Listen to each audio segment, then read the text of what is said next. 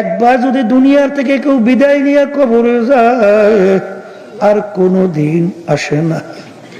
বলে বাদশা আপনি মনে হয় চিরজীবন থাকবেন। ওরে পাগল মুসাফির, কুল্লু নাফসিন যায়িকাতুল মাউত, মানুষ মরণশীল। আমি একদিন দুনিয়া থেকে বিদায় নিয়ে কবরে রওনা করব। বলে বাদশা আপনি কি আর আসবেন না? না, আর আমি কোনোদিন আসবো না। তখন মুসাফির ডাক দিয়ে বলে বাদশা আপনি আমাকে বলছেন বোকা, আসলে বড় বোকা তো আপনি। ও বাদশা আপনার বাড়ির দরজায় মুসাফির খানা, একবার মানুষ থাইকে যদি চইলা যায় আবার যদি আইসা ইচ্ছা করলে থাকবার আশা করতে পারে বা থাকা যায়, যায় না? কিন্তু আপনার এই মুসাফির খানা থেকে যদি একবার কেউ বের হইয়া যায় আর কোনদিন আসে না। মোলামায়ে কেরামদের মজলিস, জাকিরিন শাকিরিন সাদিকিন, অনেক আল্লাহর খাস বান্দারা এই মজলিসের মধ্যে আছে। আল্লাহ রাসূল সাল্লাল্লাহু আলাইহি ওয়াসাল্লাম এই মজলিসটাকে বলছেন বেহেশতের একটা বাগান। কিয়ামতের ময়দানে আল্লাহ রাব্বুল আলামিন বান্দা বান্দীকে মাফ করার জন্য ওসিলা তালাশ করবে।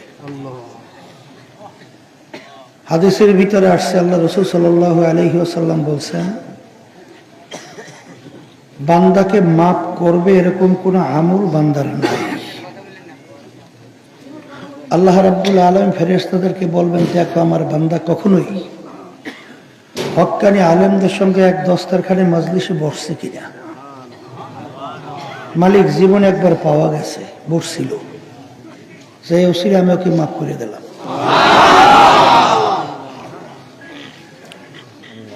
দিন রাত্র যত যায়, সপ্তাহ মাস বছর যত যায়, কেমন জানি মানুষ আখেরাত ভুইলা দুনিয়া মুখী হইতে চলছে।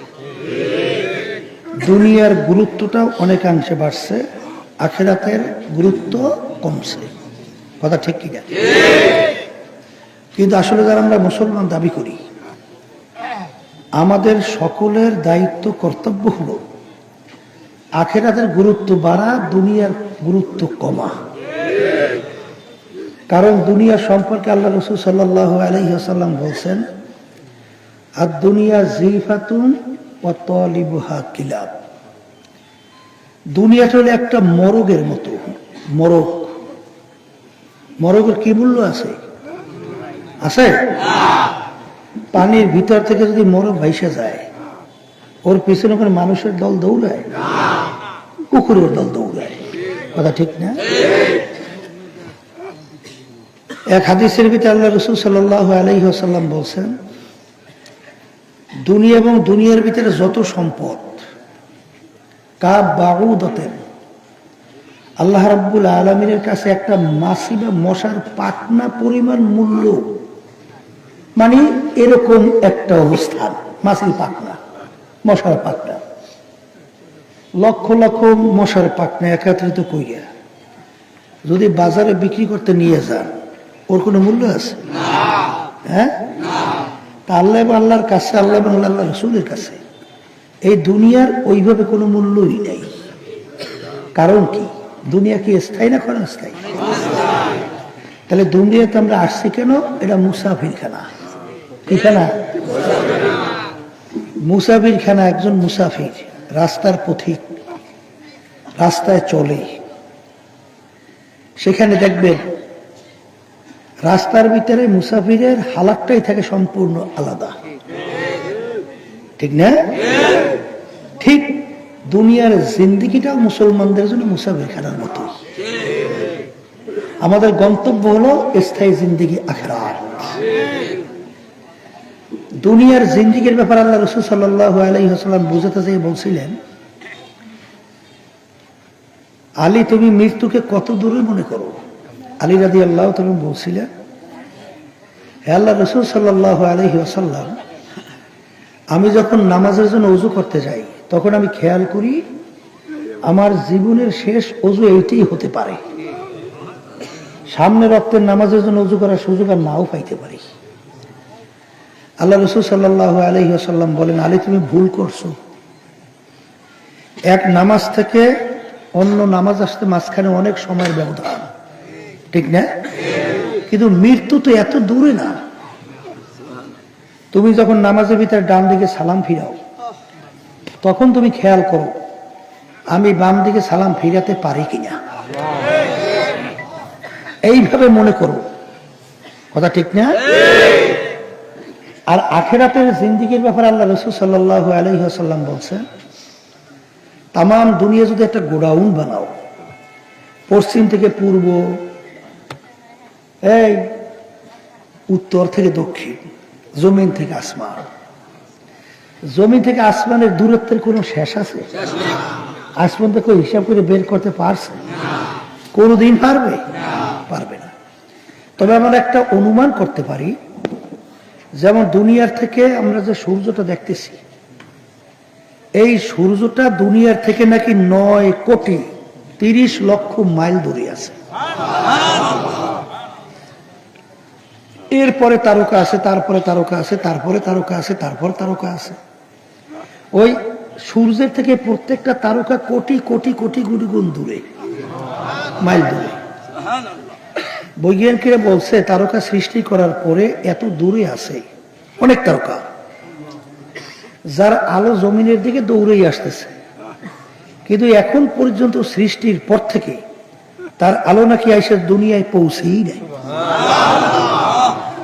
আলোর গতি প্রতি সেকেন্ডে 1,86,000 মাইল বেগে দৌড়ায়। বস্তুবাদী, নাস্তিক, তারা বলতেছে আমরা যা দেখি না তা বিশ্বাসও করি না। এই জন্য আমাদের অনেক কথা নিয়ে তারা টিটকারি মারে, হাসাহাসি করে না? শোনেন, উলামায়ে কেরাম তো বয়ান করে, এই আল্লাহর বান্দা বান্দিরা, আল্লাহ রাব্বুল আলামিন যাকে একটা ছোট বেহেশত দান করবে, 10টা দুনিয়ার সমান। কয়জনকে? একজনকে। কয় দুনিয়া সমান? তাহলে একজনকে যদি ছোট বেহেশত দেয় 10 দুনিয়ার সমান, বড় বেহেশত যাকে দেবে তার কোনো শেষ আছে? তাহলে একজন দুইজন মানুষ বেহেশতে যায় না কোটি কোটি? এখন ওরা বলে যা দেখি না তা বিশ্বাস করি না, এই জন্য বলে হুজুর এই ধরনের গাঁজাখুরি কথা না, হুজুবিল্লাহ।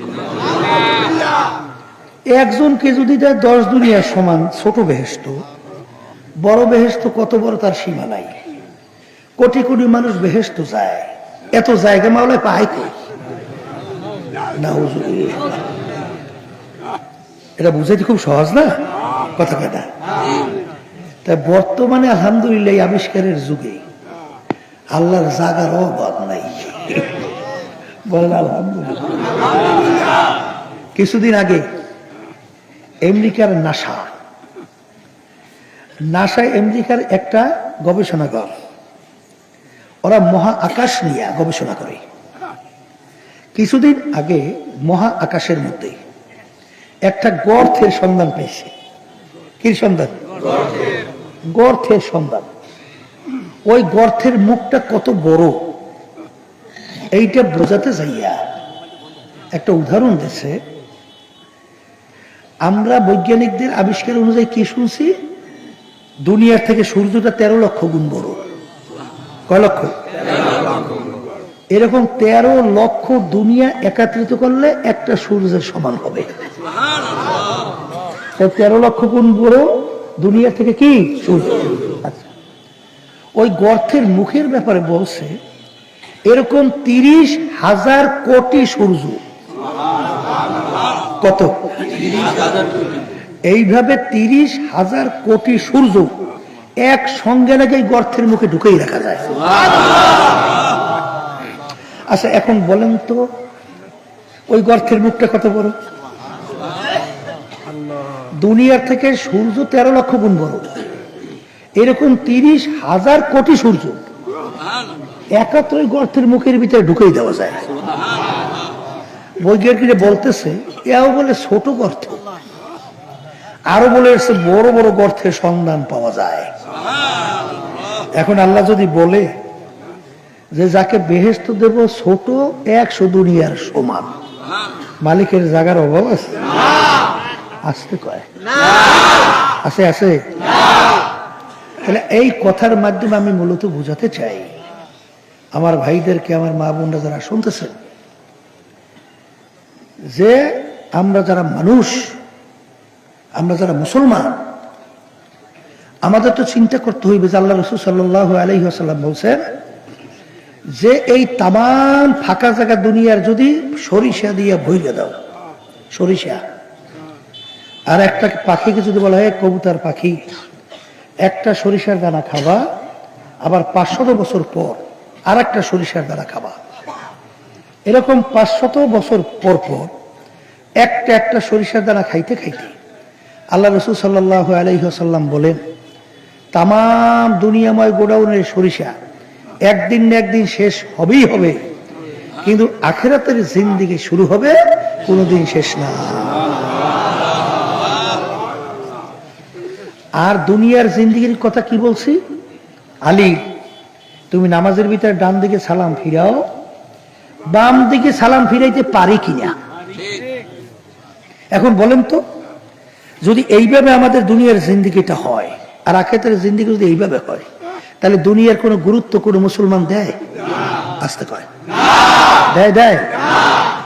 এই জন্য কই বলছেন না, মুসাফির হামেহা সব হায় কবর আখের ঠিকানা, कोई आगे रवाना है कोई पीछे रवाना। আমরা সবাই তো মুসাফিরের দল, কথা বলে না? কি দল? মুসাফিরের দল। এর জন্য আমার বাজানদেরকে বলবো, পর্দা আলে মা বোনরা যারা শুনতেছেন, আমার দাদাজান রহমাতুল্লাহি আলাই বলতেন, আব্বাজানের মুখে শুনছিলাম, দাদাজানের তো পুরা স্মরণ নাই, আব্বাজানের মুখে শুনছি যে কিয়ামতের ময়দানে তুমি প্রথম চোটে বেহেশতে যাবা না কিছুদিন জাহান্নামের আগুনে এই জইলে মইলে তারপর যাবা, কেমনে বুঝবা? কলে বোঝার একটা সহজ উপায় আছে। কি উপায়? কলে যেমন নাকি দুনিয়ার মধ্যে তোমার দুইটা কাজ সামনে এসে গেছে, একটা হলো আখিরাতের আর একটা হলো দুনিয়ার। আখিরাতের কাজটাও এখন করা জরুরি, যেমন নামাজের সময় যায় যায়, কথা ঠিক? ওদিকে দুনিয়ার কাজ হয়েছে, এখন পরীক্ষা শুরু হয়ে গেছে, এখন তুমি কোন কাজটা অগ্রাধিকার দাও? আখিরাতের কাজ কি অগ্রাধিকার দিলা না দুনিয়ার কাজটাকে তুমি অগ্রাধিকার দিলা? যদি দুনিয়া থাকা অবস্থায় তুমি আখিরাতের কাজকে অগ্রাধিকার দাও, দুনিয়ার কাজকে তুমি যদি পিছনে রাখো, তাহলে আল্লাহর ফজল ও করমে আশা করা যায় কিয়ামতের ময়দানে প্রথম ছিল তুমি বেহেশতে যাবা। আর যদি ওই সময় তুমি দুনিয়ার কাজকে অগ্রাধিকার দাও, আখিরাতের কাজকে পিছনে রাখো, তাহলে আল্লাহ মাফ করুক, খোদা না খাস্তা, তাহলে কিছুদিন জাহান্নামের আগুনে জ্বইলা পুইরা শাস্তি ভোগ কইরা তারপর বেহেশতে যাওয়া লাগে নাকি? কথা ঠিক কিনা? শুনে আল্লামা দারখাস্তি রহমাতুল্লাহি আলাই খুব বড় মাপের আল্লাহর ওলি ছিলেন এবং অনেক কিতাবের লেখকও ছিল, কথা বুঝলেন? তা আল্লাহর বন্ধু দুনিয়া থেকে বিদায় নিয়ে কবরে চলে গেছে, ইন্তেকাল করছে। তার বাড়ির পাশে আসছিল একজন কামার, লোহা কাম করে, কামার না, কামার, কামারও ইন্তেকাল করছে, সেও মারা গেছে।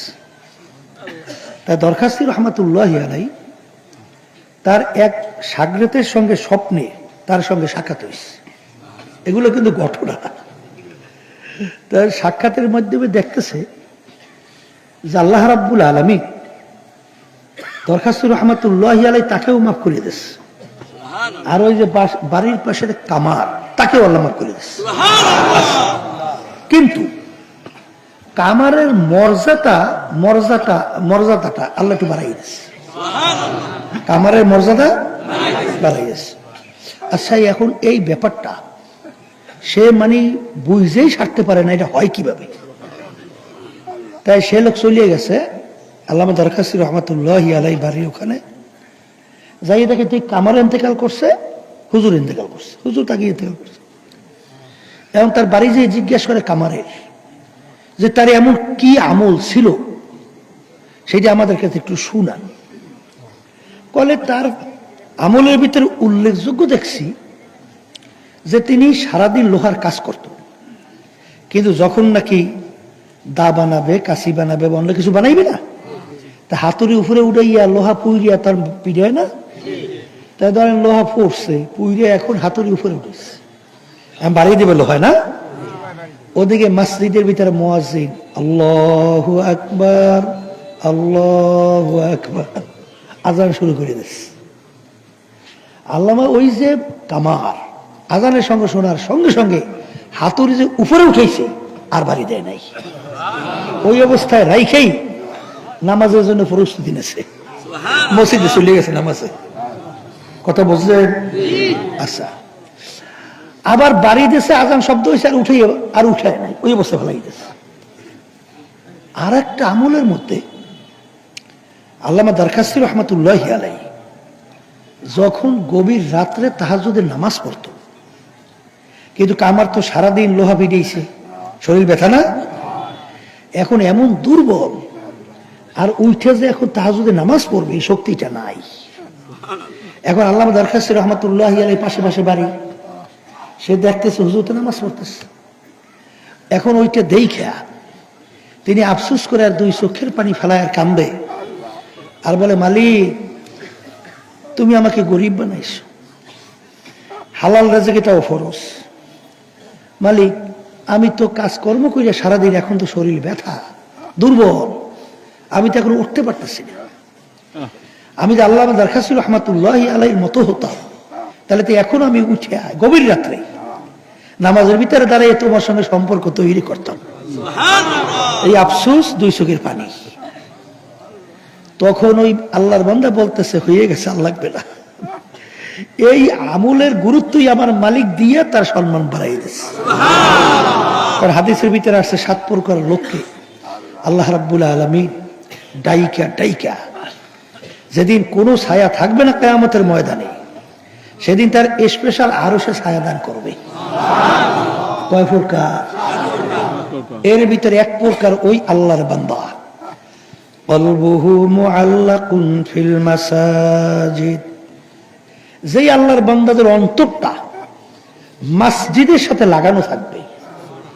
কখন মুয়াজ্জিন মসজিদের ভিতরে আজান দিবে আর আমি প্রস্তুতি নিয়ে ওযু কইরা আমি মসজিদে যাব, নামাজের ভিতরে দাঁড় হব, এই যে একটা টান, আল্লাহ রাসূল সাল্লাল্লাহু আলাইহি ওয়াসাল্লাম বলেন, এইভাবে যে আল্লাহর বান্দাদের টান থাকবে, এই প্রকার লোকদেরকে আমার মালিক ডাইকা তার স্পেশাল আরশে ছায়া দান করবে।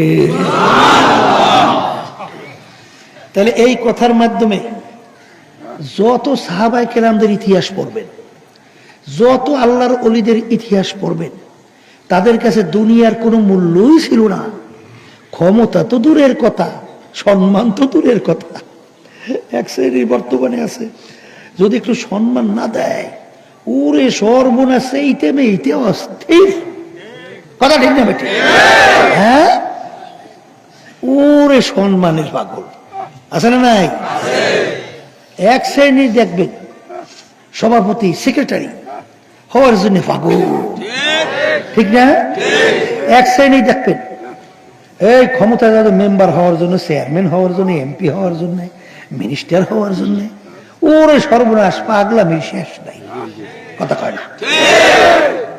এই কিন্তু সাহাবায়ে কেরামদের ইতিহাস, আল্লাহর ওলিদের ইতিহাস, দুনিয়ার এই ধরনের ব্যাপারে তাদের কোনো গুরুত্বই ছিল না, মূল্যই ছিল না। এখন এই কথার মাধ্যমে কি বুঝছেন? আবার দুনিয়ার কাজকর্ম সব সাইডে দিয়ে জঙ্গলে যাইবেন, এইটা বুঝছেন? আবার দুনিয়ার গুরুত্ব নাই, এটারা বুঝছেন কি? এক আল্লাহর ওলি এক কথায় বুঝাতে যেয়ে বলছিলেন, নামি গুয়াম কে আজ দুনিয়া জুদাবাস, বাহার কার কে বাসিবা খোদাবাস। আমার মালিক বলেন নাই যে তোমাদের সমস্ত কাজকর্ম ফালাইয়া, বিবি বাচ্চা বাদ দিয়া, সংসারাদি বাদ দিয়া, সামাজিকতা বাদ দিয়া তুমি জঙ্গলে যে আমার ইবাদত করো, এটা আল্লাহ বলছে? কথা বলেন।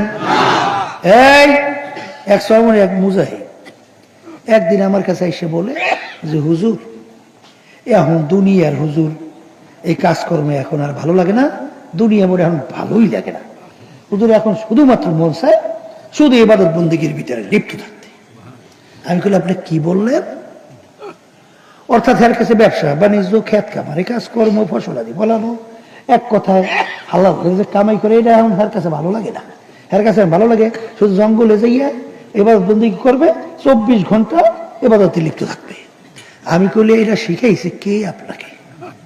কে শিখাইছে? হ্যাঁ, আল্লাহ রাব্বুল আলামিন কোরআনুল কারীমের কি বলছে?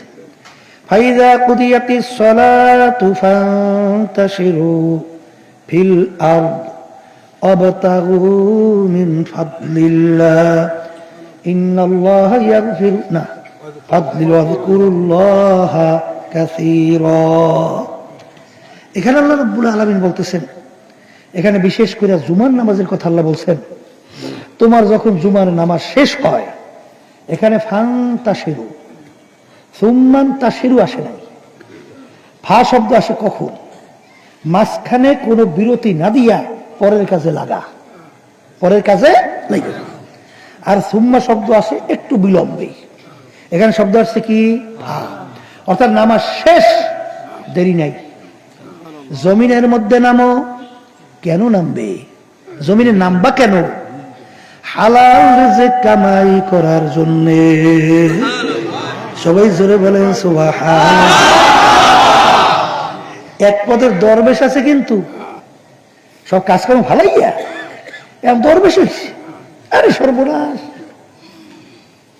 হ্যাঁ, এই জন্য আল্লাহ এক কথা বুঝাতে দিয়ে বলছিলেন, বুজুর্গি কি নেহি হামকো জরুরত, গোলাম আপনা বানালে আয় খোদায়া। হে আমার মালিক, তোমার কাছে আমি বুজুর্গি চাই না, দরবেশ হইতে চাই না, আমি চাই তুমি আমাকে তোমার গোলাম হিসাবে কবুল করে না। দিন বোঝা লাগবে। কি বোঝা লাগবে? দিন বোঝা লাগবে। আপনি ব্যবসা বাণিজ্য করেন, এটাও কিন্তু ইবাদত, কথা কয় না? আপনি দোকানদারি করেন, এটাও কিন্তু ইবাদত। বাজান ভালো কইরা বোঝা লাগবে।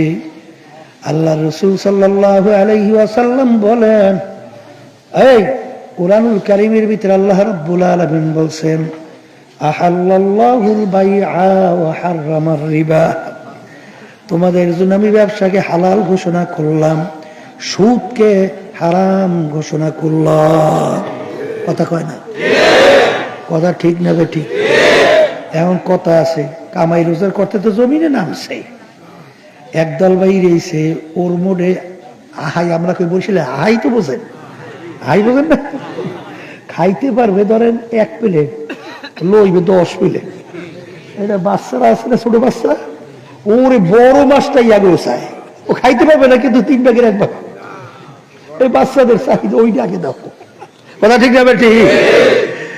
এই এদেরকে আল্লাহ রাব্বুল আলামিন স্মরণ করে দেওয়ার জন্য বলছেন, আলহাকুমুত তাকাসুর হাত্তা যুরতুমুল মাকাবির। আরো আরো আরো। আমার আব্বাজান রাহমাতুল্লাহ আলাইহি বলতেন, আজ পর্যন্ত কার কত সম্পদ, কত টাকা হইলে আর লাগবে না, এরকম একটা সীমা, এরকম একটা চিহ্নিত কোন অঙ্ক কেউ বলতে পারছে? এটা মুখ খুললে বলে, পারলে বলে যে পারছে। এই যদি পারতুই, বাংলাদেশে বড় ধনী ছিল, বিদেশে যেয়ে চুরি করছে। এই নাম দরকার নাই, আমি যে কথা বলতেছি, বাংলাদেশে বিদেশে সবচেয়ে বড় ধনী, এবার বিদেশে কি করছে? চুরি করছে। এর অর্থ কি অভাব যায় না? অভাব যায় না, আরো লাগবে। তাহলে চুরি করবে, তাহলে কি নাই? ওই আল্লাহ কইছে আলহাকুমুত তাকাসুর, চাহিদার কোনো শেষ নাই। আসলে হয় নাই। কোনোদিন হবে না। কথা ঠিক না ঠিক? মেম্বার হওয়ার পর চাহিদা শেষ না, আর একটু চাই, আবার চেয়ারম্যান হওয়ার পর শেষ আরো চাই, বুঝছে? তাহলে চাহিদা কি নাই? চাহিদা শেষ নাই, কোনদিন হবে না। আল্লাহ বলতেছেন এরকম করতে করতে একদিন হঠাৎ দেখবে তার বাড়ির দরজায় বা তার কাছে মালাকুল মউত হাজির। তার চাহিদা চাহিদাই থাকবে, আর কোনদিন পূরণ হবে না। আজ পর্যন্ত হয় নাই, কোনদিন হবে না। আমি মনে হয় ভুল বলি নাই, ঠিকই তো বলছি। তাই যদি ঠিক বইলে থাকি, এখন আমার ভাইদেরকে বলবো, আল্লাহর ওলিরা মাঝে মাঝে মুরাকাবা করতো। মুরাকাবা মানে চিন্তা, এই একেবারে নিরিবিলি একটু চোখ বন্ধ করিয়া তারাই চিন্তা করতে, মুরাকাবা। হাকিকত সে তো দুনিয়া বেখবর হ্যায়, দুনিয়া কি নুমাইশ পর নজর হ্যায়। তারা দুনিয়া নিয়ে চিন্তা করত, দুনিয়াটা আসলে কি? আসলে তো একটা মুসাফির খানা। আসতে কয় তো, হ্যাঁ মুসাফির খানা না? যেই ঘরের ভিতরে ছিলেন, যেদিন রুহুটা বের হয়ে যাবে, ঘরের ভিতরে খুব আদর করে রাখবে না? ও কয় কি আদর করে একটু সুন্দর মতো রাখবে তো। গেছিল ভরি তু, এলাকার বড় একজন ধনী মানুষ মারা গেছে। এই ঘরের ভিতর থেকে ডাক দিয়ে বলে, রাত্রে তাকে ঘরে রাখা যাবে না, মরা লাশ রাত্রে ঘরে রাখা যাবে না। ছোট ছোট বাচ্চারা মরা লাশ দেখলে ভয় পাইবে। বাজান মসজিদের ভিতর থেকে খাট বের কইরা খাটের ভিতরে উঠাইয়া সারা রাত্র মসজিদের বারান্দায় নিয়ে ফালাইয়া রাখছে। তার কষ্ট করা কামাই টাকার বাড়ি ওকে জায়গা দেয় নাই। দেশে একটু জোরে কম, দেশে দেশে। তাহলে এখন তোমার বলে সব কিছু, তাহলে তোমার জায়গা দেয় না কা? মুসাফির খানা। আবার বলকের বাদশা ইব্রাহিম বিন আদহাম রহমাতুল্লাহ আলাইহি বাজান এক রাস্তার পথিক মুসাফির বাড়ির দরজায় বাদশার সঙ্গে দেখা করবে। পাগলা হদের আমাকে দেখা করে পাগলা হদের, ও বাদশার লাগে দেখা করবে। এখন বাদশার লাগে দেখা করতে চাইলে দেখা করা যায়? এই বেটা, এই কি চাস কি? কলে বাদশার লাগে দেখা করবো।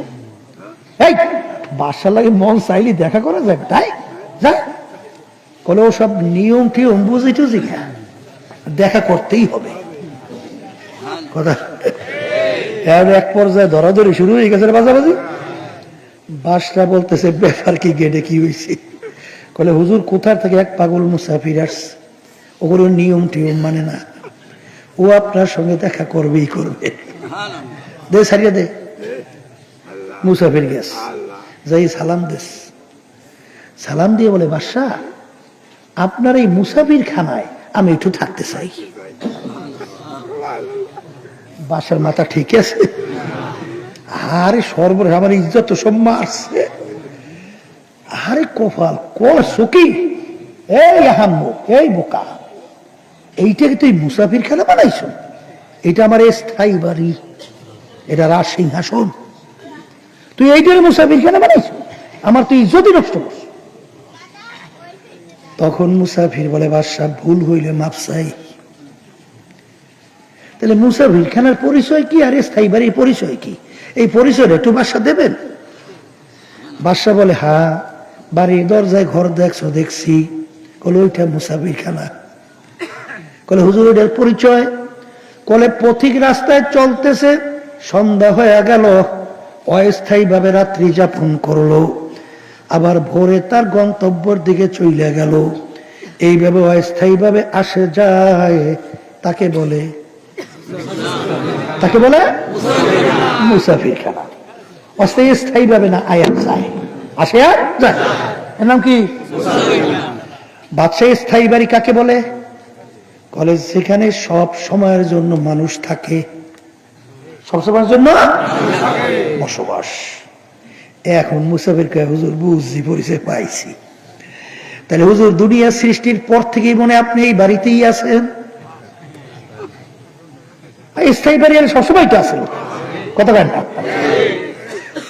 এখন বাদশা ডাক দিয়ে বলে, ওরে বোকা মুসাফির, না না, ওরে মুসাফির, আগে ছিল আমার আব্বা। বাদশা সে কোথায়? কলে সে তো কবরে। কলের আগে কে? সে আমার দাদা। সে কই? সেও কবরে। বাদশা, আপনার আব্বা দাদা কি আসবেন আর না? একবার যদি দুনিয়ার থেকে কেউ বিদায় নিয়ে কবরে যায় আর কোনদিন আসে না। কলে বাদশা, আপনি মনে হয় চিরজীবন থাকবেন? ওরে পাগল মুসাফির, কুল্লু নাফসিন যায়িকাতুল মাউত, মানুষ মরণশীল। আমি একদিন দুনিয়া থেকে বিদায় নিয়ে কবরে রওনা করব। কলে বাদশা, আপনি কি আর আসবেন না? না, আর আমি কোনোদিন আসবো না। তখন মুসাফির ডাক দিয়ে বলে, বাদশা, আপনি আমাকে বলছেন বোকা, আসলে বড় বোকা তো আপনি। ও বাদশা, আপনার বাড়ির দরজায় মুসাফির খানা, একবার মানুষ থাইকে যদি চইলা যায়, আবার যদি আইসা ইচ্ছা করলে থাকবার আশা করতে পারে বা থাকা যায়, যায় না? কিন্তু আপনার এই মুসাফির খানা থেকে যদি একবার কেউ বের হইয়া যায় আর কোনদিন আসে না। মুসাফির হাম এহসাবা হ্যায় কবর আখের ঠিকানা, কোই আগে রওয়ানা হ্যায় কোই পিছে রওয়ানা। বলার সঙ্গে সঙ্গে বাচ্চার চিন্তার পরিবর্তন ঘটে গেল। কি পরিবর্তন? হ্যাঁ, বাদশাহ চিন্তা করলো, আমি এই রাজ সিংহাসন দিয়া কি করব? আমি এই সম্মান দিয়া কি করব? আমি এই সম্পদ দিয়া কি করব? এত দেখতে না দেখতে শেষ। সাদা তিনটা কাপড় দিয়া প্যাঁচ দিয়া একদিন মাটির গর্ভের ভিতরে আমার রাইখে আসবে। এই বাদশাহী দিয়ে আমি কি করব? এত দেখতে না দেখতে এই জিন্দিগি শেষ হওয়ার পথে। কিন্তু আখিরাতের জিন্দিগি শুরু, বলেন, আর কোনদিন শেষ নাই। বলে কথা ঠিক কিনা? আমি এই অস্থায়ী জিন্দিগির পিছনে পইরা স্থায়ী জিন্দিগি ধ্বংস করব, এটা কোনোদিন হতে পারে না। আমার স্ত্রী এই স্থায়ী জিন্দিগি তালাশ করার পরে দুনিয়ার থেকে বিদায় নিয়ে কবরে রওনা করা লাগবে। বাদশা নাইমা গেছে স্থায়ী জিন্দিগি তালাশ করার জন্য। এখন স্থায়ী জিন্দিগি তালাশ করার জন্য মানুষ হওয়ার জন্য, ঠিক না? ওই যে প্রথমে আয়াত শরীফ তেলাওয়াত করছে, ওয়ালাকাদ কাররামনা বানি আদম, সৃষ্টির ভিতরে সবচেয়ে সেরা, সম্মানিত, শ্রেষ্ঠ কারা? বলেন মানুষ। আবার সবচেয়ে নিকৃষ্ট বলেন তাও মানুষ। আসতে কয় তাও কি? শোনেন, আমরা ওদের সাথে তো জানাই আছে, বরিশালে তোমরা নাকি? গরু ছাগলে পায়ের ভিতরে অনেক সময় পোকা লাগে না? শুনছি 7 জনের নাম। কয়জন? ওই লেখে কাগজে যদি পায়ে লাগাই দেয়, পোক বলে টাস টাস। কথা ঠিক না? ঠিক বুঝলেন তো? কত সম্মানিত, পোকে সম্মান করে নেমে গেছে, বুঝলেন না? এই 7 জন বুঝলেন কারা? সুদখোর, ঘুষখোর। ওর নাম পর্যন্ত পোকায় সহ্য করতে পারে নাই। আসতে কয় কথার কথা। এই কুত্তায় কইতেছে মালিক, এই আল্লাহ কইছে না উলাইকে কাল আনআম, কথা কাটা। এক শ্রেণী মানুষ চতুষ্পায় জানোয়ারের মতো, কুত্তা কথার কথা। কুকুরে বলে কে মালিক, ওদের সঙ্গে আমাদের তুলনা করলেন, ও আমার মালিক, ওদের সঙ্গে আমাদেরকে তুলনা করছেন, আমার তো লজ্জা হয়। কয় কেডা? কেডা কয়? কুত্তে কয়। বলে আমাদের সঙ্গে যে ওদের যে মালিক একটা করছেন, সমঝোতা, এটা আমাদের লজ্জা হয়। বলে কে তোর লজ্জা হবে কেন? ব্যাপার কি? কি হলো? বলে মালিক ওরা যা পারে ও আমরা পারি না, ওরা যা পারে আমরা তো পারি না। কল তাকি? বলে আমার মালিক আমাদেরকে আপনার 4-5টা বাচ্চাও দেন। কুত্তা 4-5টা বাচ্চা না? আচ্ছা বলেন তো, ওই বাচ্চাগুলো যতক্ষণ পর্যন্ত নিজেরা চইলা ফিরিয়া খাওয়ার মতো এই উপযুক্ত না হয়, ততক্ষণ পর্যন্ত মা কুকুর ওই বাচ্চাগুলোকে ফেলাইয়ে কোথাও যায়? যায় যায়? বরঞ্চ জানের ঝুঁকি নিয়ে বাচ্চা ভাড়া দেয়, বাঘের মুখে ঝাঁপ দেয়। কার মায়ায়? বাচ্চার মায়ায়। সর্বনাশ। তা বাচ্চার মায়ের কারণে ওরা কিন্তু নিজের জানের ঝুঁকি নিয়ে ঝাঁপ দেয়। কিন্তু এক শ্রেণীর বর্তমানে কিন্তু আছে 2-2.5 বছরের বাচ্চাটাকে ফেলাইয়া পরকীয়া প্রেমের মধ্যে পইরা কুত্তার চেয়েও খারাপ আচরণ করে বের হয়ে যায়। কুত্তায় পারে নাই, ও কিন্তু পারছে। আমি মনে ভুল বলি নাই? আমার বহু জানা আছে, এর জন্য বলছি। চেয়ারম্যানও করছে, কিন্তু ইউনিয়নে প্রায় 8-8.5 বছর। কথা বলছে এত আমার ভালোই জানা আছে, কারণ এই আমি তো করছি। চেয়ারম্যানের কাম কি বুঝেন না? তো সবার আছে। কথা বুঝলেন? গেছিলাম 10 মিনিট পটুয়াখালী জেলা। এক মুজাহিদ সে এসে আমাকে বলতেছে, হুজুর আল্লাহ আমাকে মার্ডার কেস থেকে বাঁচাইছে। আলহামদুলিল্লাহ। বলে কেমনে কি বাঁচলেন? কি হয়েছিল?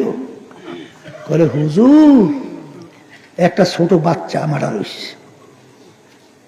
শত্রুরা আমাকে নাম আসামিতে দিয়ে মার্ডার গেছে, কিন্তু আল্লাহর রহমতেই যখন তদন্ত কইয়া আমি নির্দোষ প্রমাণিত হয়েছি, এখন আমাকে আল্লাহর রহমতে বাদ দিয়ে দিচ্ছে।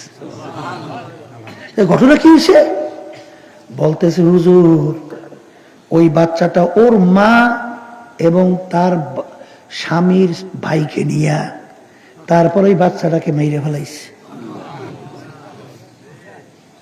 কথা বুঝছেন? কি বুঝছেন? বুঝেন নাই কিছু? এই বাচ্চাটাকে মেরে ফেলাইছে, নিজের পেটের বাচ্চা। কুত্তে পারছে? আসতে কয় নাই ও। এখন আল্লাহ কয় কথা তো ঠিকই কইছে, তাহলে তোদের মতো না। বালহুম আওয়াল, এক শ্রেণীর মানুষ কুত্তা শুয়ারের চেয়েও খারাপ। তার আমি আয়াত শরীফ তেলাওয়াত করছি, এক শ্রেণীর মানুষ মাখলুকাতের ভিতরে শ্রেষ্ঠ আল্লাহ বলছেন, আর এক শ্রেণীর মানুষ কুত্তা শিয়ার শুয়ারের চেয়েও খারাপ। আমি বলছি না আল্লাহ। এখন ইব্রাহিম বিন আদহাম রাহমাতুল্লাহি আলাইহি উত্তম মানুষ হওয়ার জন্য সংস্পর্শে যাওয়া লাগবে কি লাগবে না? আস্তে কর। হ্যাঁ, আফসোস এক শ্রেণী বর্তমানে বেরিয়েছে, বুঝলেন? বেরিয়েছে না? আপনার শরীরের রোগ হলে ডাক্তারের কাছে যান না? যান না? আচ্ছা, এক ডাক্তার ফেল করলে রোগ ভালো হয় না, বসে থাকে না, আর এক ডাক্তার তালাশ করে।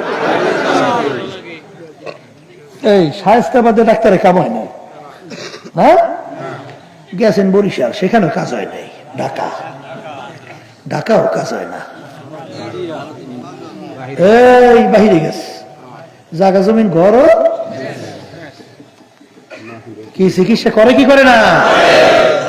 এরপরে তো চিকিৎসা হয়ে গেছে, ভালো হয়েছে, আর তো মরবে না, এরপরে মরবে। এত চিকিৎসা পরেও থাকে না, এরপরেও মরণ লাগবে। কথা ঠিক না বে ঠিক? হে আল্লাহর বান্দারা, পর্দা আলেম মা বোনেরা, আমার মালিক তো কোরআনুল কারীমের ভিতরে ঘোষণা করছেন, ইল্লা মান আতাল্লাহ বিকলবিন সালিম, অর্থাৎ কলবে সালিম, ভালো মানুষ, ভালো উত্তম চরিত্রবান না হইলে আমার পবিত্র জায়গা বেহেশতে আমি জায়গা দেব না, দেব না। এখন ভালো মানুষ হওয়ার জন্য সংস্পর্শে ডাক্তারের কাছে যাওয়া লাগে না? এখন আসতে কয় দেয় লাগে, লাগে, হ্যাঁ। এই ভালো হওয়ার জন্য এখন চাইবেন MBBS ডাক্তার, FRCS, হ্যাঁ, তাইলে কার কাছে যাইবে? হক্কানি ওলামায়ে কেরাম, হক্কানি পীর বুজুর্গদের কাছে। আমি বলছি না, আল্লাহ বলছে, আল্লাহ আল্লাহ রসুল বলছেন তাড়াতাড়ি যে তাদের সংস্পর্শে যা। আমাদের তরিকার মুরব্বী রশিদ আহমদ গাঙ্গী রহমতুল্লাহ আলাইহি নাম শুনছেন? হ্যাঁ, কত বড় আলেম তা জানেন? তার উপাধি ছিল, তার লকব ছিল কুতুবুল আলম, আর লকব ছিল জামানার আবু হানিফা। 1 লক্ষর মতো হাদিসটা শুধু মুখস্থই ছিল, বুঝেন নাই? এত বড় জবরদস্ত আলেম। সে গেছে হাজী ইমদাদুল্লাহ মুহাজিরে মক্কি রহমাতুল্লাহি আলাইহি। হাজী ইমদাদুল্লাহ মুহাজির মক্কি রহমাতুল্লাহি আলাইহি তিনি কিন্তু ওইকালীন সময় দাওরা হাদিস সার্টিফিকেটধারী পাস না। কেউ কেউ বলে কাফিয়ে পর্যন্ত পড়ছে, কথা বুঝে। তার সংস্পর্শে গেছে হাকিমুল উম্মাহ আশরাফ আলী থানভী রহমাতুল্লাহি আলাইহি। নাম শুনছেন আশরাফ আলী থানভী রহমাতুল্লাহি আলাইহি? তিনিও সংস্পর্শে গেল কার? হাজী ইমদাদুল্লাহ মুহাজির মক্কি রহমাতুল্লাহি আলাইহি। কথা ঠিক? আল্লামা জালালউদ্দিন রুমি রহমাতুল্লাহি আলাইহি বিশ্ববিখ্যাত একজন আলেম, ঠিক না? ঠিক। সে বলতেছে খোদ বা খোদ মাওলানা রুমি নাশদ তা গোলামে শামসুত্তিবরিজি নাশদ। আমি রুমি ততক্ষণ পর্যন্ত রুমি হতে পারি নাই যতক্ষণ পর্যন্ত শামসুত্তিবরিজির সংস্পর্শে যাই না। তার সাগরে যতক্ষণ না হয়েছি আমি রুমি হতে পারি না। তাইলে আমার বাজানদেরকে বলবো, এক শ্রেণী বিশেষ করে শায়েস্তাবাদ, মাশাআল্লাহ, ইসলামের জন্য জমিন উর্বর। আলহামদুলিল্লাহ বলেন না? আল্লাহ শুকরিয়া, আলহামদুলিল্লাহ। পর্দার অনেক মা বোনরা, আমার ভাইরা, আমার যুবকরা ইসলামের প্রতি তাদের আন্তরিকতা দেখলে মন খুশি হয়ে যায়। এটা অনেক এলাকায় নাই। আল্লাহ আপনাদের এলাকা আল্লাহ কবুল করছে, কথা ঠিক না? ঠিক। এই জন্য বলতেছিলাম, সংস্পর্শে গেলে হয় কি জানেন? এর উপকারিতা শেষ নাই মিয়া। উপকারিতা কি নাই? শেষ নাই, শেষ নাই। এই গেছিলাম এই সেদিন কি আর সিলেট, এই গত সফরে এক যুবক, একটা ছেলে, ও খুব দৌড়দৌড়ি করতেছে, খেদমত করতেছে, খুব তাগড়া এবং খুব বড় অর্থ সম্পদের মালিকও ভালো না। আরেকজন সেদিন ও বলতেছে, হুজুর আমার তো সরমনাই, আমার ভাইরা বহু দাওয়াত দিয়েছে সরমনাই যাওয়ার জন্য, আমি ওটা যাইনি। যুবক মানুষ কি যাবো তবে? তো এই গত ফাল্গুনে হুজুর আল্লাহ আমার সরমনাই এনেছে। নেওয়ার পরে হুজুর আগে জীবনে আমি নামাজ পড়ছি কিনা আমার মনে পড়ে না। মানে কইতে হুজুর আমি নামাজই পড়তাম না, কিন্তু আল্লাহর ফজল করবে এখন আমি নামাজ ছাড়ি না। উপকার হয়েছে না ক্ষতি হয়েছে? উত্তরবঙ্গে গেছিলাম, এক এলাকার খুব মাতুব্বার কিসেমের লোক, মানে দেখেন না গত এই যে জালেম সরকার, এই খুনি শুনছেন? খুনির নাম শুনছেন? এই যে বাংলাদেশের টাকা পাচার করিয়ে যে বিদেশে বেগম পাড়া তৈরি করেছে, শুনছেন? তাও শুনছেন? 11 লক্ষ কোটি টাকার উপরে বিদেশে পাচার করেছে, তা শুনছেন? ও তাও শুনছেন না? আচ্ছা, এই চুরি মুড়ি করিয়া খুন টুন করিয়ে তৈরিয়া তার শেষ পর্যন্ত এই কুমড়িতে কুমড়ি। ও এই সময় তো মাহফিল গুলো করতে দিত না, জানেন তো? সারা বাংলাদেশে নীল নকশা অনুযায়ী মাহফিল বন্ধ করার প্রক্রিয়া শুরু করছে। কারণ কি? শিক্ষার ভিতরে ইসলাম উঠে গেছে। আসতে পায় আছে কোনো ইসলামী কোনো শিখেছিল নাই, উঠে গেছে। সেখানে ঢুকাইছে কি এই মানুষ বান্দরের জাত, মানে মানুষ নাকি বানর থেকে সৃষ্টি হয়েছে। আচ্ছা এই শিখাইছে, আর শিখাইছে কি ট্রান্সজেন্ডার, এইটা নিয়ে আসছে। ট্রান্সজেন্ডার কি বোঝেন তো? বলদে বলদে মেলামেশা, নাউজুবিল্লাহ কাম, সমকামিতা, কথা বুঝলেন? যে কারণে আল্লাহ একটা কমকে ধ্বংস করে দিয়েছে। আস্তে কথা খায়। আচ্ছা এরপর কি নিয়ে আসছে? শরীফ শরীফা, বুঝেন নাই? ছোট বাচ্চা থেকে যৌনচার শিক্ষা দেওয়া, বিভিন্ন ধরনের অমানসিক ট্রেনিং, এইটা শুরু করে দিয়েছে। বেশ, এইবার ইসলামের ইতিহাসগুলোকে মিথ্যা ভারত উপমহাদেশ সহ এইটা ঢুকেছে। এক কথায় শিক্ষার ভিতর থেকে ইসলাম শেষ, উড়ে গেছে। আচ্ছা এরপরে মসজিদ গুলো সব নিয়ন্ত্রণ নিয়ে নিছে। মসজিদের সভাপতি, সেক্রেটারি, কমিটি হেরা হয়েছে, ভুল করিনি মনে। এখন আলেমোলা মারা যে মসজিদে একটু দিনের আলোচনা করবে স্বাধীনভাবে, তাও পারে নাই। আমি কি ভুল বলছি না? পারে নাই। থামেন, বক্তব্য দিয়ে তৈরি লিমিট যা শিখেই দেবো ওইটা আস্তে কয়। তা মসজিদ কি নিয়ন্ত্রিত, শিক্ষা কি নিয়ন্ত্রিত। এখন মানুষের ইসলামের দাওয়াত পাইবে কিভাবে? শিক্ষায় নাই, মসজিদে নাই। এখন আছে কি একটু সাধারণ, এই যে আপনারা আসছেন, এখন একটু দিন সম্পর্কে আলোচনা করলে তখন আপনারা একটু বুঝবেন না, দিনের প্রতি আগ্রহ বাড়বে না, তখন আমার নামাজের প্রতি, আল্লাহর প্রতি, আখেরাতের প্রতি একটা আগ্রহ বাড়বে না। এখন এই মাহফিল গুলো কেমনে বন্ধ করা যায়, এই পরিকল্পনা শুরু করছে, বুঝলেন? সেদিন কুষ্টিয়া গেলাম, কয়েক বছর পর্যন্ত কুষ্টিয়া যে পুরো জেলায় একটা মাহফিল করতেই দেয় নাই, কয়েক জেলা নিয়ন্ত্রণ নিয়ে ফেলাইছিল, আমার মাহফিল বন্ধ করতে পারিনি, কথা বুঝলেন? আচ্ছা সেখানে গেছি উত্তরবঙ্গে, এখন মাহফিল তো করতে দেবে না, বুঝলেন? তাই এলাকার খুব মানে এরকম আছেন এক পদের লোক, ওই আমরা গোক্ষা গোক্ষা, বুঝছেন? হে কইতে আছে চর মনে হয় পিসে বুঝের মাহফিল আমি করাবই, যা হইব হইবে।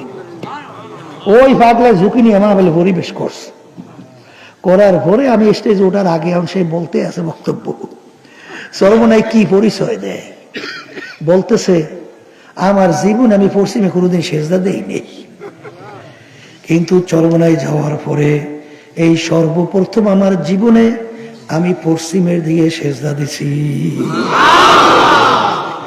কি বুঝছে? ভালো হয়েছে না খারাপ হয়েছে?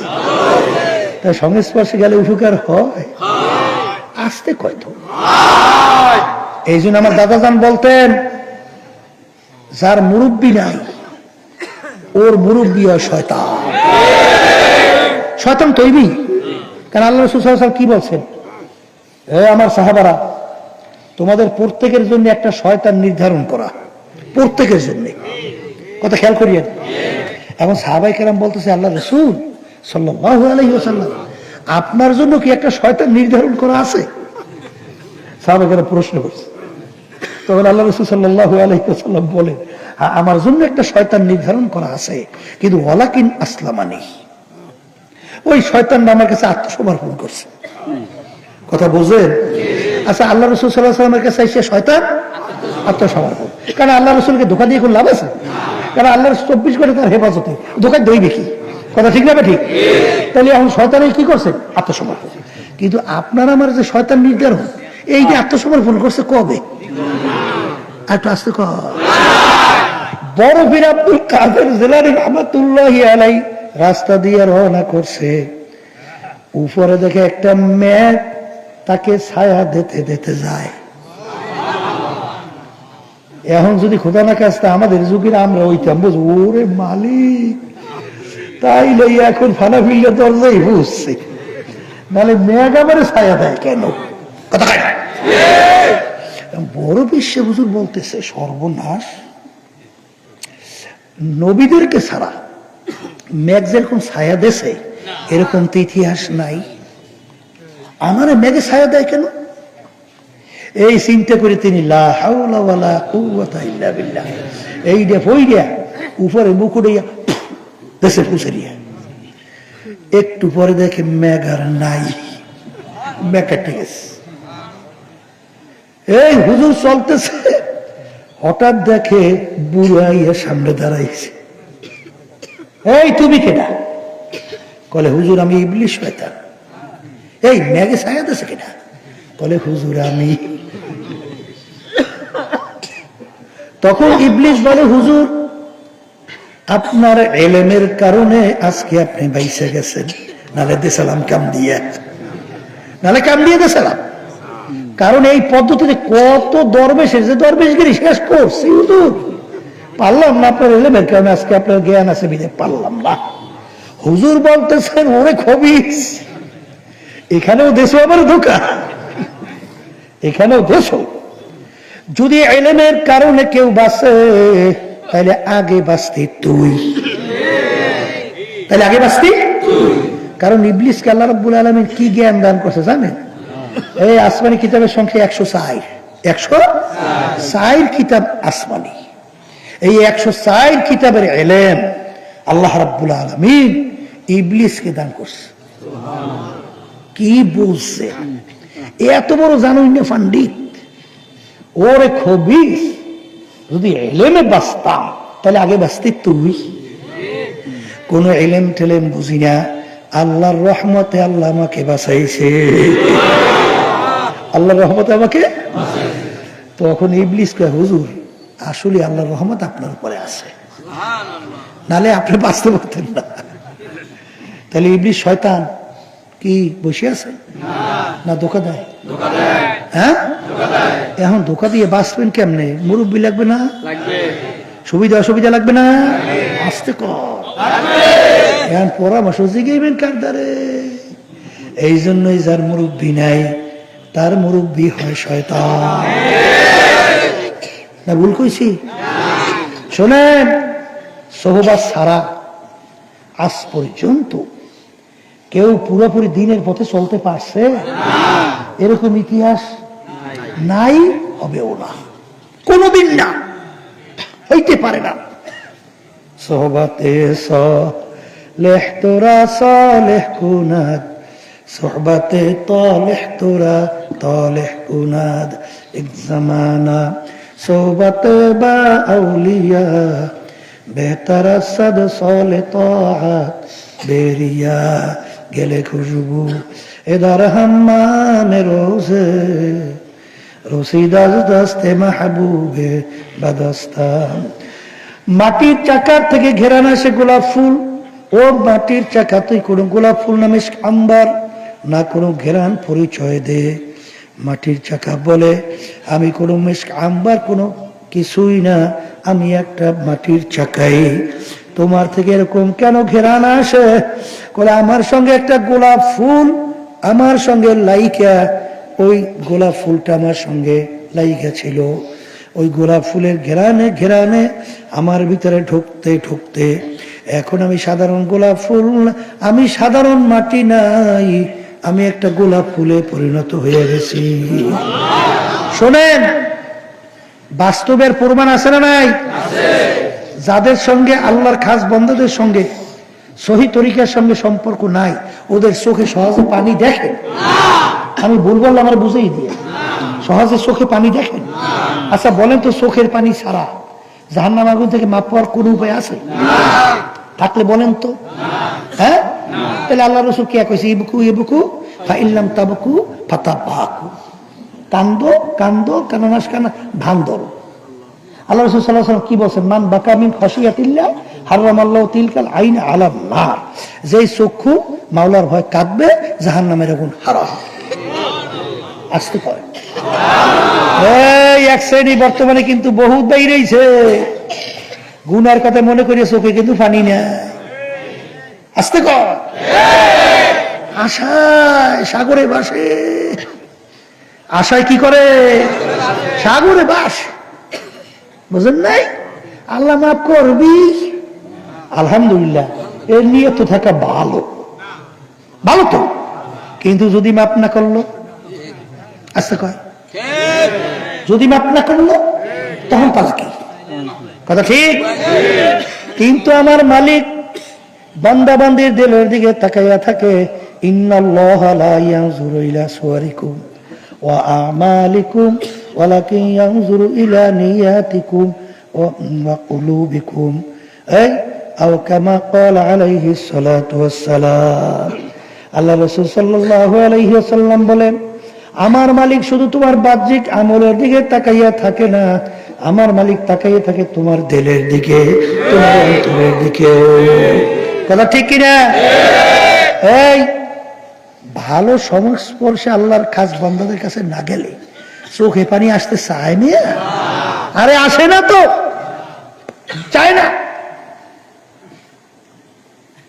যাদের সঙ্গে আল্লাহর খাস বান্দাদের যে সম্পর্ক নাই, ওদের নামাজের অবস্থানটা দেখেন তো আপনি। এই নামাজ হলে মনে হয় যেন শুকনা নামাজ। কি নামাজ? শুকনা নামাজ। বুঝেন কোন সময় মসজিদে ঢুকছে আর কোন সময় লাভ দিয়ে বাইরে কথা হয় না, খবর নাই। আর ওই জমিদার রওনা করছে না গোলাম নিয়ে, জমিদার শৌখিন মানুষ, কিছুদিন চলার পরেই তো পা ব্যথা হয়েছে। এখন কয় গোলাম একটু একটু বিশ্রাম করি, তারপর রওনা করি। ওদিকে নামাজের সময় হয়েছে।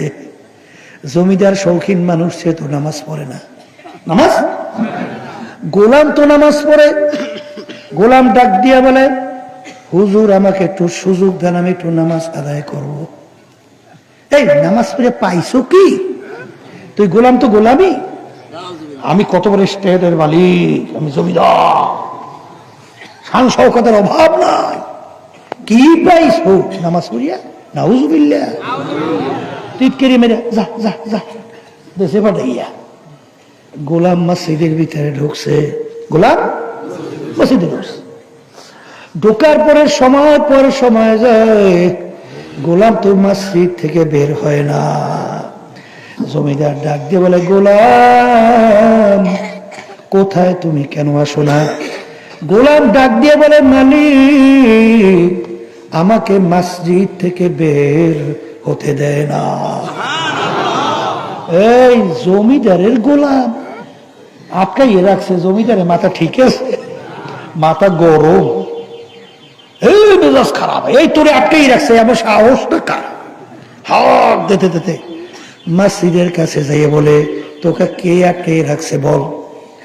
গোলাম ভিতর থেকে ডাক দিয়ে বলে, আমার মালিক, যেই আল্লাহ যেই মালিক আপনাকে মসজিদে আসতে দেয় নাই, ওই মালিক আমাকে মসজিদ থেকে বের হতে দেয় না। আসসালাতু মেরাজুল মুমিনিন, নামাজ হলো বান্দাবান্দি আল্লাহর সঙ্গে গোপন সম্পর্কের মাধ্যম। আলী রাদিয়াল্লাহু তাআলা নামাজে তাহাজ্জুদের নামাজে দাঁড়াইছে না? আল্লাহ রাসূল সাল্লাল্লাহু আলাইহি ওয়াসাল্লাম নামাজের ভিতরের জন্য সেও গেছে তাহাজ্জুদ নামাজ পড়তে, যাই দেখে আলী নামাজে দাঁড়াই রয়েছে। আল্লাহ রাসূল সাল্লাল্লাহু আলাইহি ওয়াসাল্লাম আলীকে ইমাম বানাইয়া পিছনে নিয়ত করে দাঁড়াইছে। এই আচ্ছা, দাঁড়ানোর পরে সময়ের পর সময় যায়, এই আলী রাদিয়াল্লাহু তাআলা রুকুতেও যায় না, সিজদায়ও যায় না। আল্লাহ রাসূল সাল্লাল্লাহু আলাইহি ওয়াসাল্লাম পিছনে নিয়ত বানছে, ছাড়তেও পারে না। কি ঘটনা কি? সবে সাদেক হইবে ডান বামে সালাম ফিরে পিছনের দিকে তাকাইয়া দেখে সরদারে দো জাহান বসা। সুবহানাল্লাহ। দইকা শৈলী ভিতরে থরথর করে কাঁপ শুরু হয়ে গেছে। ওদিকে সে তো বহুত কাঁপে, ওদিকে আল্লাহ রাসূল সাল্লাল্লাহু আলাইহি ওয়াসাল্লাম ধমক দিয়ে বলে, এই আলী তোর এরকম না শিখে দিয়েছে কেটা? নামাজে দাঁড়াই রয়েছে, রুকুতেও যাও না, সিজদায়ও যাও না, ঠিক আছে? এখন এমনিতেই ভয়তেও অস্থির, ওদিকে আবার ধমক। জিবরাইল আলাইহিস সালাতু ওয়াস সালাম হাজির। জিবরাইল আলাইহিস সালাতু ওয়াস সালাম এসে বলে, আল্লাহর রাসূল, এই ছেলেটাকে আমার মাওলা রাগ করতে মানা করছে। আলীর কোনো দোষ নাই, নামাজের ভিতরে আমার মালিক আলীকে নিজে নামাজে ধইরা রাখছে। আসসালাতু মেরাজুল মুমিনিন। শোনেন, আলী রাদিয়াল্লাহু তাআলা আনহু এক যুদ্ধের ময়দানে তীর পায়ে ঢুকছে না, এখন এমন ব্যথা হাত কাছেও নেওয়া যায় না, জোরে চিল্লায়, জোরে চিল্লায়। আল্লাহ রাসূল সাল্লাল্লাহু আলাইহি ওয়াসাল্লাম বলেন, আলী যখন নামাজের ভিতরে দাঁড় হইয়া যাবে তখন তীর খুইলা পাইল, তখন তীর খুইল। কি বুঝেন? এমন পায়ে ব্যথা, হাত কাছে নিলে জোরে চিল্লাই ওরে ব্যথায়। আল্লাহ রাসূল সাল্লাল্লাহু আলাইহি ওয়াসাল্লাম নামাজে দাঁড়িয়ে খুইয়া দেয়। কি বলছেন? আলী রাদিয়াল্লাহু তাআলা আনহু নামাজে দাঁড় হয়ে গেল, তীর ধইরা টানে, আলী রাদিয়াল্লাহু তাআলা আনহু কোনো খবর না, হাত দিয়া পাই না, তীর খুলতে পারে না, কামড়াইয়া দাঁত দিয়া তারপর তীর খুললো।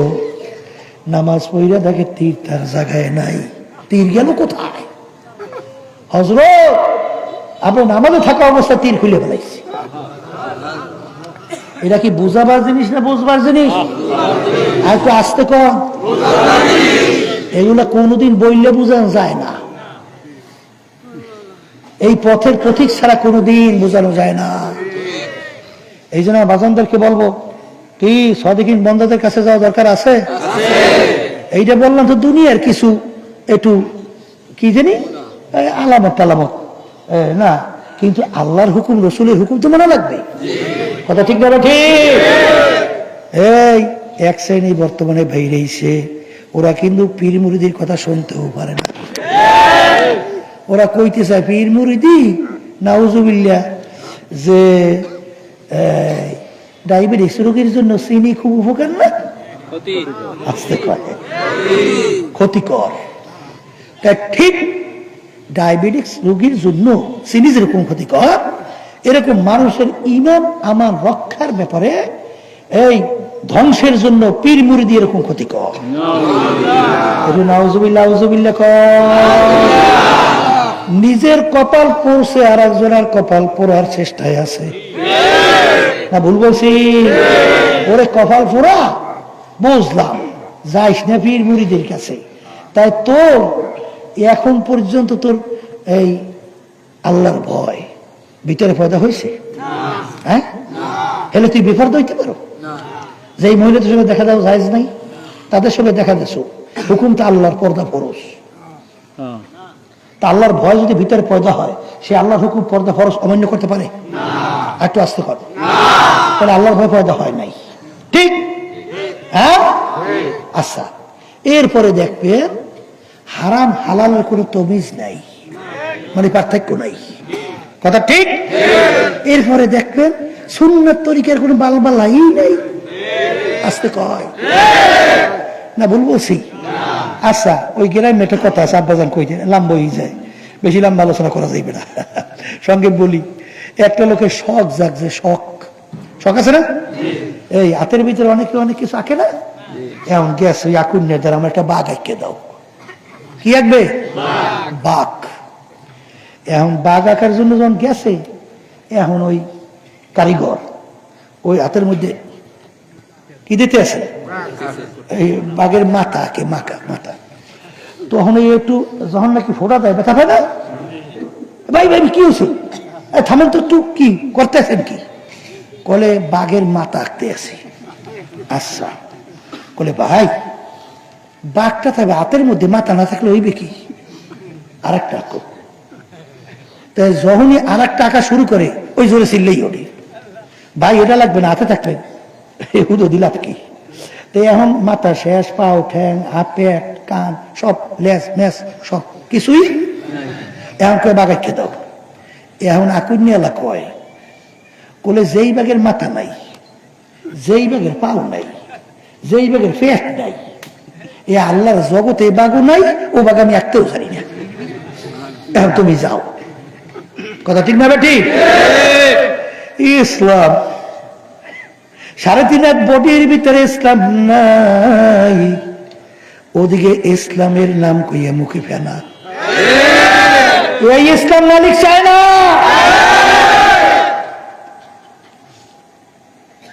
3.5 লাখ বডির ভিতরে ইসলামের চিহ্ন নাই। ইসলাম, ইসলামের পাগল কি এই বেটা, আম যদি পাকে সেখানে উপরে রং জাগে না, জাগে না? তা তোমার ভিতরে ইসলামের মহব্বত থাকলে ইসলামের রংটা ভিতর বাইরে জাগবে না? না জাগবে না? জাগবে না, জাগবে না? হ্যাঁ, তা তোমার রং জাগে না কা? আল্লাহর বান্দারা, পর্দা আলে মা বোনেরা, ভালো করে বোঝা লাগবে। দেখবেন আল্লাহ রাসূল সাল্লাল্লাহু আলাইহি ওয়াসাল্লাম সাহাবায়ে কেরামদের আমল ছাড়া জান্নাতে যাওয়া যায় না। ৭৩ দলের ভিতরে ৭২ দল জাহান্নামী, এক দল জান্নাতি। আল্লাহ রাসূল পরিষ্কার বলছেন, তিরমিজি শরীফ হাদিস, মিশকাত শরীফ হাদিস, সহিহ হাদিস, সহিহ হাদিস। আল্লাহ রাসূল বলেন, মান আলাইহি ওয়া আসহাবি, আমি ও আমার সাহাবারা যেই নীতি আদর্শের মধ্যে আছি তারাই জান্নাতি। ইচ্ছা করে পাগলামি করে জান্নাতে যাবা? পাইছো কই? কে শিখাইছে? এই ইসলাম বাপের বসেও শুনি নাই। যেই বাঘের মাথা নাই, পাও নাই, পেট নাই, ওই বাঘ মাওলার জমিনে নাই। আর রাতের মধ্যে আমি ওই বাঘ আঁকতে পারি না। যেই ইসলাম কোরআনে নাই, হাদিসে নাই, ৩.৫ হাত বডির ভিতরে নাই, ওই ইসলাম আল্লাহ আল্লাহর রাসূল চায় না। কথা ঠিক? ওয়ালাকাদ কাররামনা বানি আদম, আমার মালিক বলেন, এই মানুষকে আমি সর্বশ্রেষ্ঠ সম্মানিত করে বানাইছি, ঠিক কি না? আর এই মানুষ সম্মানিত হওয়ার জন্য তার একটা স্পেশাল শক্তি আছে।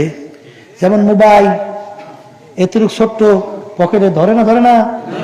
এই মোবাইলের দাম 5 লাখ টাকা আছে না নাই? আছে, আছে। আর একটা মান্দার গাছের আলমিরা বানাইছেন, মাদার গাছ। হ্যাঁ, এবার কাডার মাদার গাছই কর, বিরাট বিশাল। দাম কয় টাকা? ১,০০০-১,২০০। মাদার গাছের আলমারি কয় টাকা দাম? ১,০০০-১,২০০।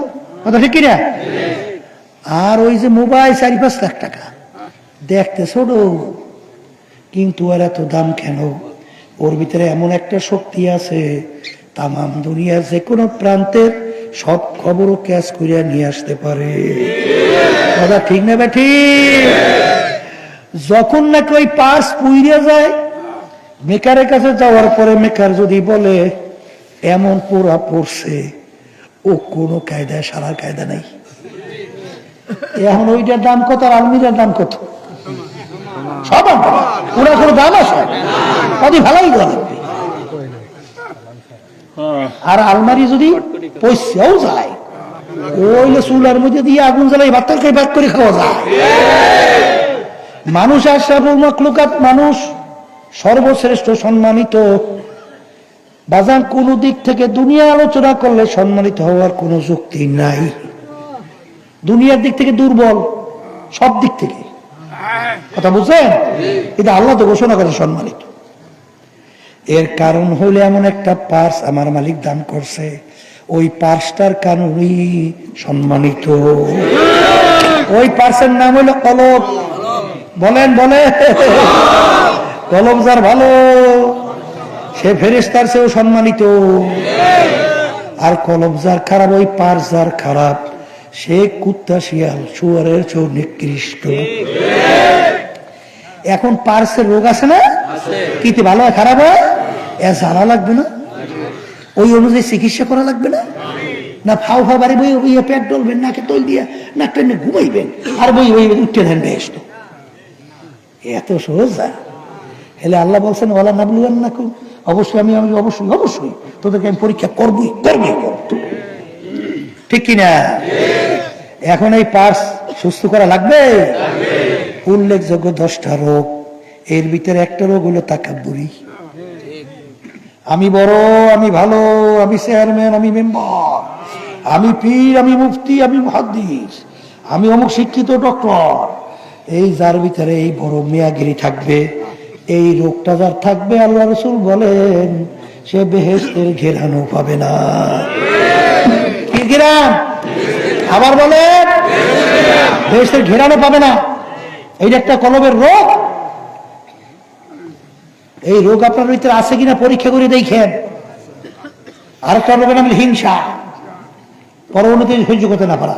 বর্তমানে একদল বাইরে এসে সরমনের বিরোধিতা না করলে আর সরমনায় না দাবাইতে পারলে মুনা ফ্যাটের বাদে হজমই হয় না। ওরে কায়দা, সরমনে কি কেমনে টাকা পাইবে, কেমনে ধ্বংস করবে, ওরে কপাল ফোরার সাত। সরমনে মানুষগুলা গেলে বেটা বেনমাজি কি, এই নামাজি মানুষ বেনমাজি হয়ে যায়, হায় কপাল ফোরারা, হায় হায় ভালো মানুষগুলো ওখানে যাওয়ার পর খারাপ হয়ে যায়, কপাল ফোরাতে সরমনাই ডাবাইছে ওকা। হ্যাঁ, কারণটা কি রে? হিংসা। হিংসা জোরে বলেন কি? হিংসা এটা কিন্তু কলবের রোগ। আল্লাহ রসুল বলেন আল হাসাদু ইয়াকুলুল হাসানা, সমস্ত নেক খাইয়া শেষ এই রোগ। আর একটা রোগের নাম হুব্বে যা হুব্বে মাল, মালের মুহাব্বত, সম্মানের মুহাব্বত, পদের মুহাব্বত। আল্লাহ রাসূল সাল্লাল্লাহু আলাইহি ওয়াসাল্লাম বলেন হুব্বুদ দুনিয়া রাসু কুল্লি খতিয়াতিন, এই সমস্ত গুনার মূলই হলো এই দুনিয়ার মোহ। এই দুনিয়ার মোহে, এই সম্পদের কারণে, সম্মানের কারণে, দলের কারণে। দল কি কয় না না কয়, ইসলামের বিরুদ্ধে যায় না কি যায়, দরকার নাই, দল কইছে তো করি তো করি। এক শ্রেণী চরমনেও থাকতে পারে, পারে না?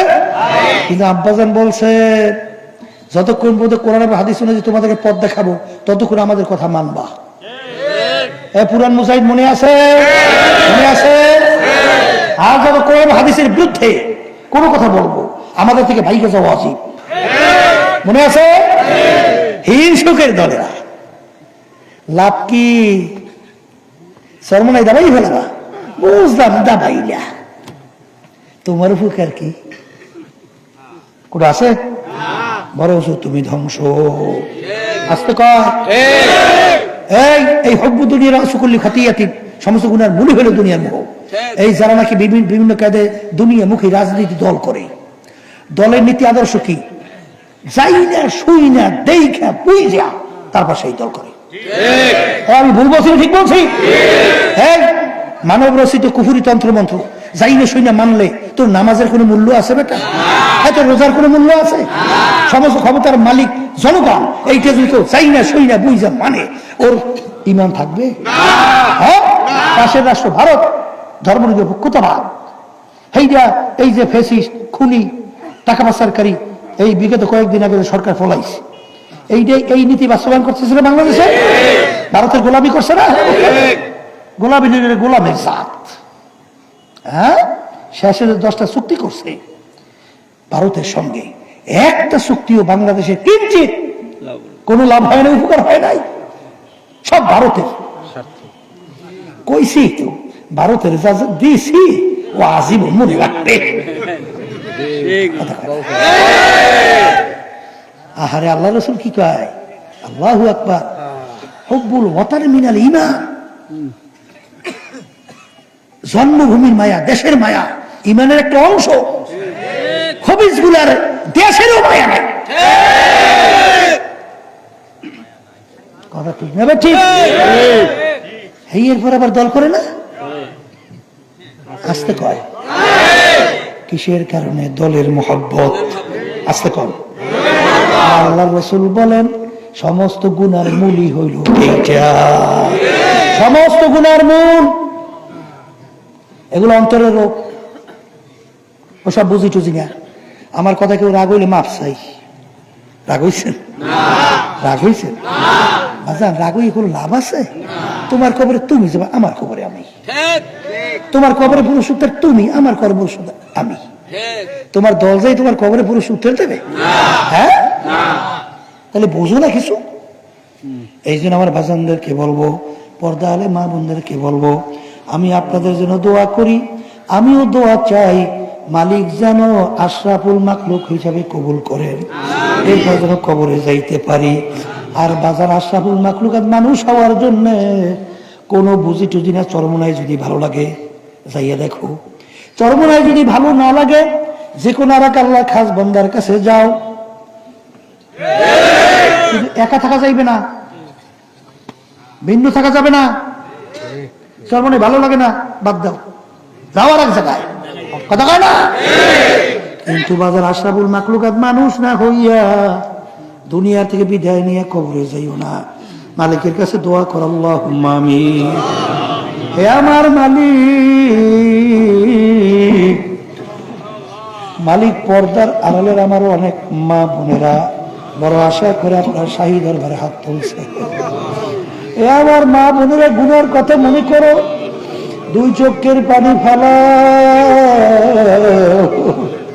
মালিকের দরবারে কান্দ আর মালিকের কাছে মাপ চাও। যদি কান্না না আসে মনকে বুঝাও রে মন, একদিনে ঘরের দরজা দিয়ে নতুন বউ হয়ে উঠছিল রে মন। কত মেয়ে লোকে শরবত খাওয়াইলো, কত মেয়ে লোকে বাতাস করলো, আবার এমন একটা দিন আসবে এই ঘরের দরজা দিয়ে মরা লাশ হইয়া বের হয়।